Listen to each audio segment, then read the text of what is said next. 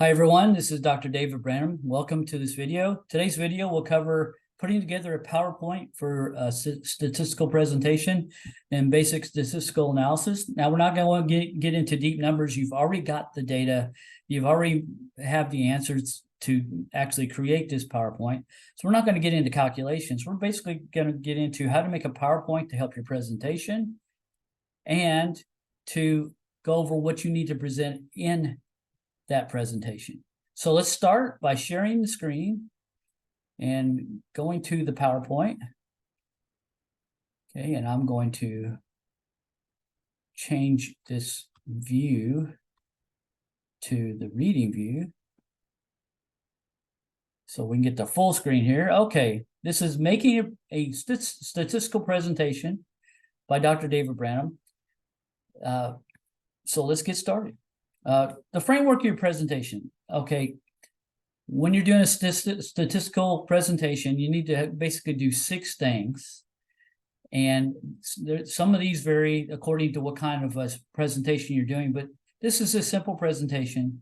So you want to just do these 6 things in order. First, you want to introduce yourself, be welcoming to the presentation.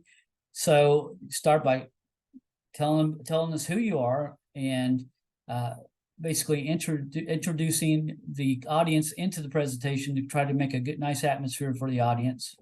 Second, you want to describe your data collection, and we'll go over this in detail in the next slides, but you want to describe the data that you're collecting for one major reason, and that is to try to answer any questions people have about what they're looking at. So if you give them a familiarity about what they're about to look at in the data, they have a better idea of how you're taking your steps through this data. You want to basically walk them through what you were thinking. So describing your data is very important. Second or third, you should describe what you're investigating. After you describe your data, tell us what you're doing, what's important, and so forth. Then you get to your variables. You describe your variables, and you give this big picture of your variables. In this data set, you only have a few important variables. So you want to make a description of that. We want measures of central tendency, measures of variance. That gives them a good idea of each variable. And then you want to present your findings. And that will be the meat of the presentation, is where you present those findings. This is the reason you're there. So it's basically a step from the big picture down to the narrow, what you found. At the end, you want to summarize and conclude. So if in most cases, if you have an audience, you want to give them the question and answer period before this. But if you don't have an audience, you're doing a video, then don't worry about that. Just give us a summary of what you found and a conclusion and say goodbye. And that will do the video. So let's go over these in a little more detail. First, describing your data. First, don't feel uncomfortable about presenting data collected by someone else. Sometimes people present data they collected themselves, but in most cases, that isn't true. In most cases, people are presenting data they did not collect. But when they got that data, they got a description. If you collect data, especially data that you're going to publish, you create a description to answer all the questions about the data that you can. And so sometimes it's called a data book or a variable book. And it explains every single variable collection, all the steps that were taken and so forth. And this gives people using the data an idea of what the data is or what the data are. And it gives them the ability to actually do an analysis in a proper manner. So start by explaining what the data are. I say data are because data is actually plural. It's not singular. Datum is a singular piece of data. Data is a plural term. So we start by explaining what the data are. First, we can say which school this is, what school type. Is it an elementary school? Is it a private school? Is it a public school, or so forth? Tell us what number of students it had, and how many of those students were part of the data set. The grades of the students, because that's going to be important here, because we're using test scores as a measure of success. And you put these measures in your PowerPoint. You make a table in your PowerPoint, and you allow people to, in a presentation, see that very easily. The PowerPoint helps people look at your PowerPoint slide while they listen to you, and they hear what you have to say about what they're reading, and it gives them the ability to comprehend better. Sometimes they want to go back and reread something or so forth. So that's what the PowerPoint tool does for a data presentation. It gives the person the ability to look at the PowerPoint while they're listening to what you have to say. While you're describe what you're investigating too. So that's the next step. State the purpose of your analysis. Here you're studying interventions to improve student performance on the test. So describe what you're doing. Okay, we believe interventions, backpack. We believe getting a shuttle service to students who live far away from school. We believe that will increase test scores. So that's the determination that we're doing. So state how you're measuring this. One, you're measuring whether you received the backpack or not, whether you received the shuttle service or not. And we have each student's test scores. So we can look and see if those who receive these interventions improve their test scores more than those who did not. Describe your variables. First, your dependent variables are indicators of success. Their movements depend on your interventions. That's the hypothesis. We have a dependent variable, test scores. We have the test scores from 2022, test scores from 2023. We can see how each student did in comparison. So did their test score improve or did it decline? If it did improve, how much did it improve? So that is our dependent variable. So describe those variables. You have reading test scores, you have math test scores, you have 2022 test score of each student, the 2023 test score of each student. The intervention was done in between those in order to improve the 2023 test scores. So explain all that. Explain why these measures are important to your analysis and your overall results. It's important to improve test scores, regardless of how you feel test scores are as part of an education or as an indicator of education. You do know that it's highly valued to increase test scores. So that should be part of your presentation here in describing your variables. So I created a table in your PowerPoint to present for measures of central tendency, measures of variability. Classic measures of central tendency are the mean, and classic measure of variance is the standard deviation. We know that the mean is just the average score of each test score. It's usually the best measure of central tendency, although sometimes it's the median. The standard deviation tells us the variance of the test scores, how far they are from the mean, because we know from the test that we took versus the class that 67% of all students are within one standard deviation of the mean. So we know that 67% are within, on the first one, 2022 reading scores, 67% are within 9.22 points of that 78.5 mean score. And we also know that 95% are within 2 standard deviations. So that's 18.4. So we know that 95% of those test scores in that distribution at 18.4 is between 97, or at the bottom level, it's between 60 and 97. So we know on reading scores in 2022 that 95% of them by the standard deviation should be between 60 and 97. So that's what this description allows the audience to see. As soon as they see this, if you present data of 400 students and several different variables, and you just give it to them in an Excel sheet, all you do is you see your eyes glaze. You can't see anything. You might see one score here, one score there, but it doesn't tell you what you need to know about the entire data.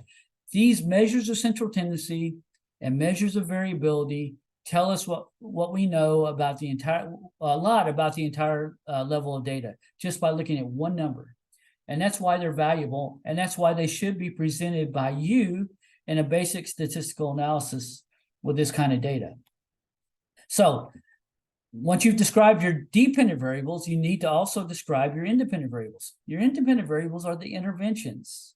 And these interventions are the causes of change in your dependent variables. So you're hypothesizing that the backpack will increase the test scores, and the shuttle service. If you get the shuttle service, it'll increase the test scores. And the way we're going to measure this is we're going to look at those who had the backpack and compare their increase in test scores from 22 to 23 to those who didn't, and their increase in test scores from 22 to 23. Same way with the shuttle service. So describe these intervention variables so that people understand what they are. Their backpacks, their transportation service, who's getting them, which students receive them, how were these items distributed, and that you're hypothesizing that these variables will have a positive impact on test scores.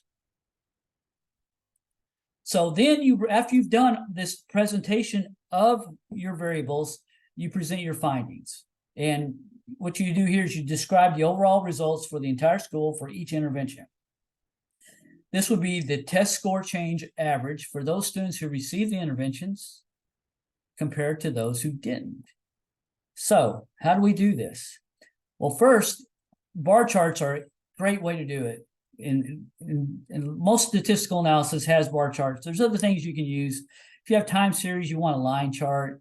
Pie charts are becoming less popular, although I personally like pie charts for certain things, like percentage of spending and things like that.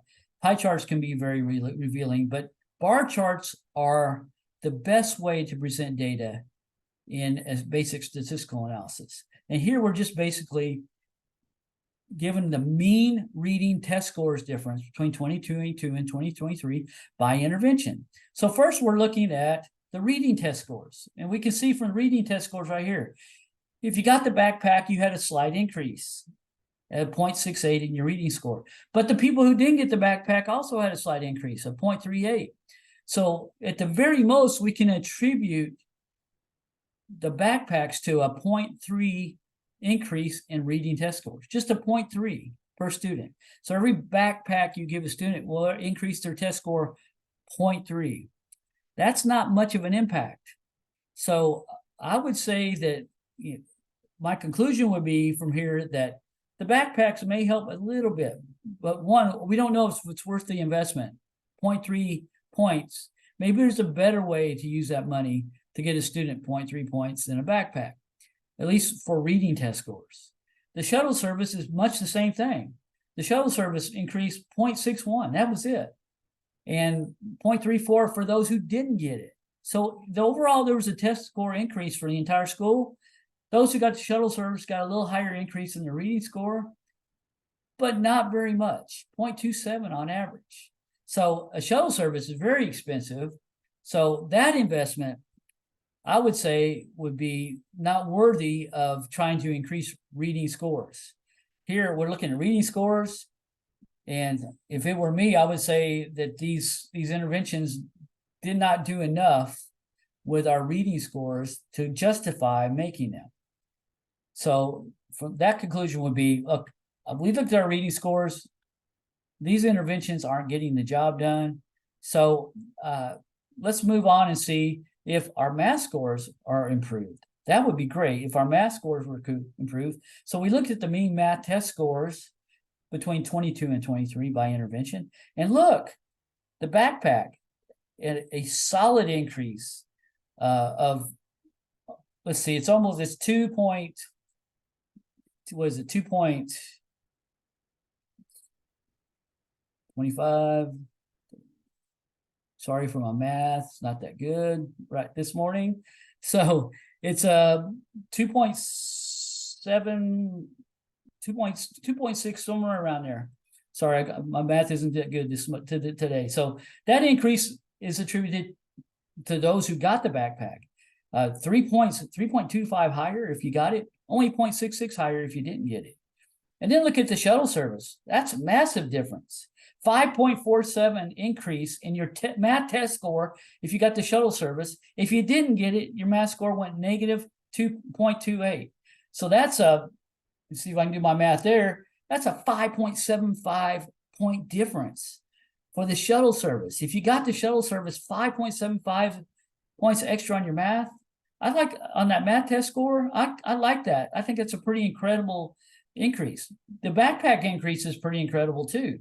So I'm looking at that going, wow, these hypothesized interventions look like they're working for math scores. The problem is, some people got both of them. Some people didn't get any of them. Some people got one or the other. So which one is really, are both of them working? Is one of them working? Or is the other one working? We need to find that out. So because there are multiple interventions, backpacks and shuttle service, with some children getting both, others getting one, and others getting none, it's difficult to attribute which intervention is effective and which one is not, unless you take each variable and hold the other variable stationary and look to see whether or not the backpacks or the shuttle service worked. So that's what you did in your homework.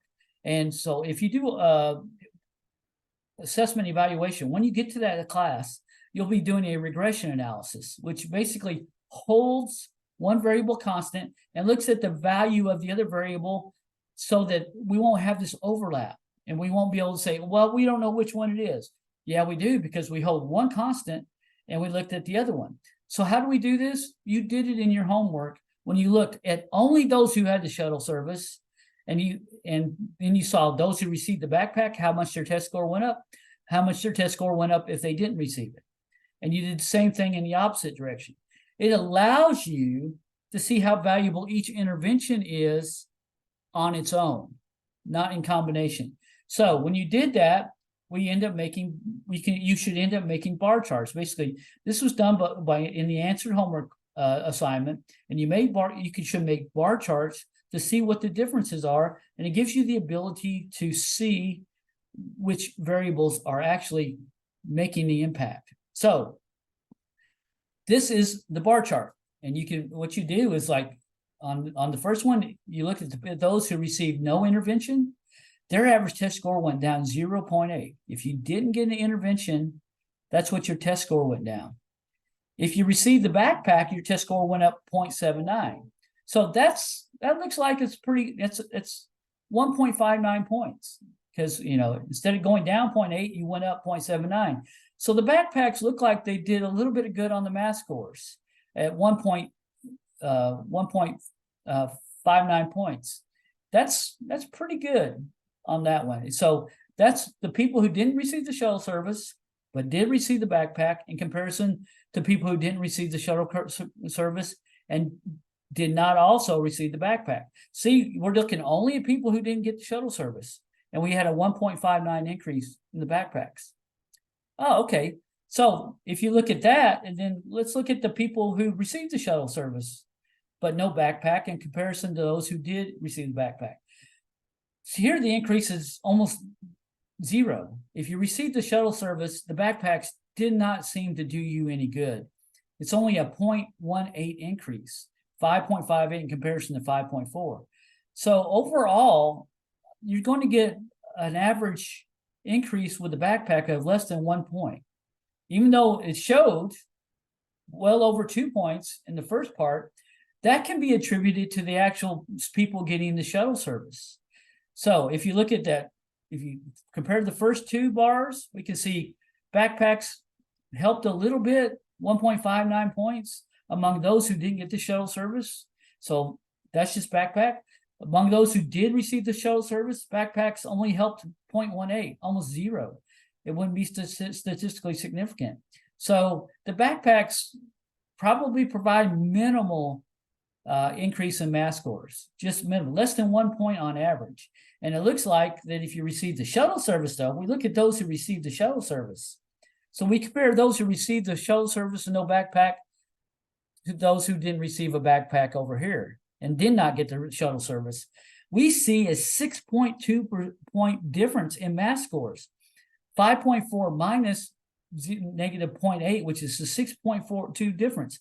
If you didn't get the shuttle service, you were negative 0.8. If you didn't get the shuttle service or backpack, excuse me, that first bar, you're at negative 0.8. If if you received the shuttle service but no backpack, so the only thing you got was the shuttle service, you went up 5.4. That's a 6.2 difference. That's a huge difference for people who received the shuttle service. And so the math scores went up tremendously for those groups. Then we compare those who got backpacks and the shuttle service. So that second bar, you received the backpack but no shuttle service. Let's compare that to the fourth bar, received both the shuttle service and the backpack. And we see that the shuttle service is still very powerful at 5.58 points for those who received the shuttle service and the backpack, in comparison to 0.79 for those who only received the backpack. It's almost a 5-point difference. I think it's 4.79.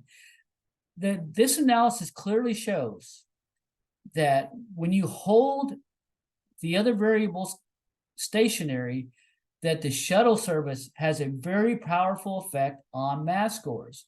The backpacks have a minimal positive effect, maybe some, but it's very small in comparison to the shuttle service. The shuttle service is really moving test scores. We can expect somewhere between 4.5 and 6.5 point difference in math scores for those who got the shuttle service. It just improved them that much. So that's the core of this statistical analysis. Then we look at one other thing, which is grade level, because we want to see what the increases were by grades. And we're just going to look for those who took the shuttle service to see what their increases were by grade. And so this is a correlation between shuttle service and math score difference by grade level. How much did your math score go up getting the shuttle service by grade? So in first grade, your math score went up 2.8 points. Second grade, 2.35 points. All the way up to, you look at the seventh grade, it went up 8.29 points. It's very clear that the higher your grade, the more that shuttle service helps your math score. And, logically it makes sense. So because you're taking control of students' lives before and after school, and that control, saving them time walking back and forth from school, the trouble they can get in the process of going back and forth to school, the tendency increase you get at school because you have somebody to come pick the student up. That makes a lot of sense, especially for those older children who have more ability to kind of get off track. So if we look at this, our Pearson R correlation on this is 0.94. You did that on the homework. That's an incredible correlation. It shows that the older you are, the more important it is to have that shuttle service. So that would be the core of this statistical analysis. And so I kind of like what it is. Unfortunately, this is not real data. So when you do this presentation, you should act like it's real data, but this is just a class assignment. This isn't actual data that was collected. So because of that, don't advertise that these findings are there, but go ahead and do your presentation, do your PowerPoint. Turn it, you'll have grades on those, and I wish you well. If you have questions, let me know. All right, at the end, summarize and conclude. That's the last thing. Be sure to go over your main conclusions at the end. So the main conclusions on this analysis would be: one, backpacks may give some relief to math scores. Shuttle service gives great relief to math scores. The higher your grade, the more the shuttle service is important for the math score. Those are the conclusions. So in some cases, you'll be asked for a recommendation. Like if you're doing it in your nonprofit, if you're doing this type of analysis in your nonprofit, you might be asked to do a recommendation. The data suggests I should do that. I do say if you're asked for a recommendation, don't put your own opinions in there. Tell them what the data says. The data says this. This is very important for legitimacy. Don't add your own thoughts. In this case, you might recommend. I recommend the shuttle service because I improve. The math scores improve tremendously. It looks like the students are doing much better if they get the shuttle service. That doesn't go into the costs and so forth, but that's beyond the scope of this class. But if I was making a recommendation from this data, I would say, look, we need to have shuttle service, especially for the older students. We need to make sure we get them to school and back, because their math scores improve tremendously when you do that. If you have an audience, always ask for questions if you're doing this. Don't ever cut the questions off. You will not have an audience in this assignment, so don't worry about that. And be sure to thank your audience, okay? Always be sure to thank your audience. Thank you. Thank you very much. I appreciate it. If you have questions, please let me know. I want to hear what you have to say. I want to hear what your questions are. I want to be as clear as possible, and I want to help you do as well as possible. I look forward to seeing your assignments, and have a good day. Bye.